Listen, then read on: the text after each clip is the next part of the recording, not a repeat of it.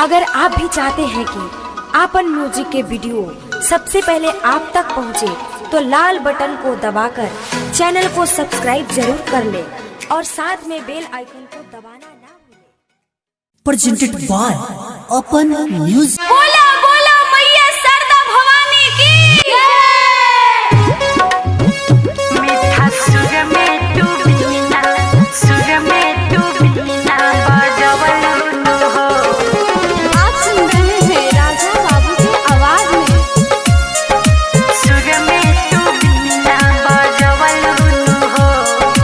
DJ Sumit मीठा सुर में तू बिना बजवलू हो।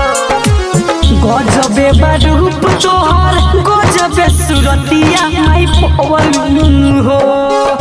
गजबे बरूप तोहर गजबे सुरतिया माई पवलू हो।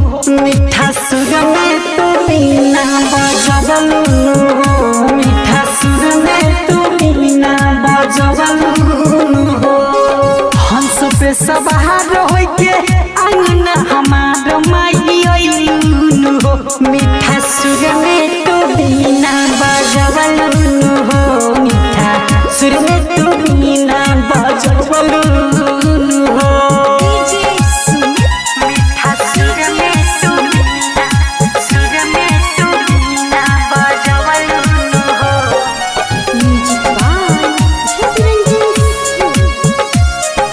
सुर में तू बिना बजवलू हो। माई हमरा पे तनिके ध्यान देई द करी और जी तू हमरा के ज्ञान देई द। ज्ञान देई दो ज्ञान देई दो। माई हमरा पे तनिका तू ध्यान देई द करी और जी तू हमरा के ज्ञान देई द।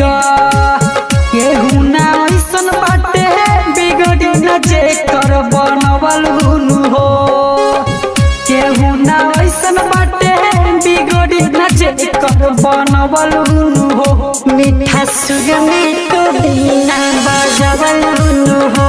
मीठा सुर में तू बिना बजवलू हो।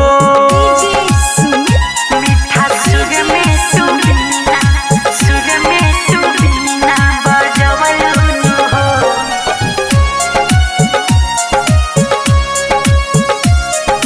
सुर में तू बिना बजवलू हो। और बिनती हो तोहार राजा बाबू चित्रांगद पे कोई दहो कोनो जादू। कहो कोनो जादू कहो कोनो जादू। माई और बिनती हो तोहार राजा बाबू चित्रांगद पे कोई दहो कोनो जादू। कहे रवि रंजन हमर तू गीतिया हमारी सजवलू हो। कहे सुजित सुनील गीतिया तुम्हारी सजवलू हो। मीठा सुर में तू बिना बजवलू हो। मीठा सुर में तू बिना बजवलू हो। हंस पे सवार होके अंगना हमार माई अइलू हो। मीठा सुर में तू बिना बजवलू हो। मीठा सुर में तू बिना बजवलू हो। Open music digital recording studio Moniyari वाज।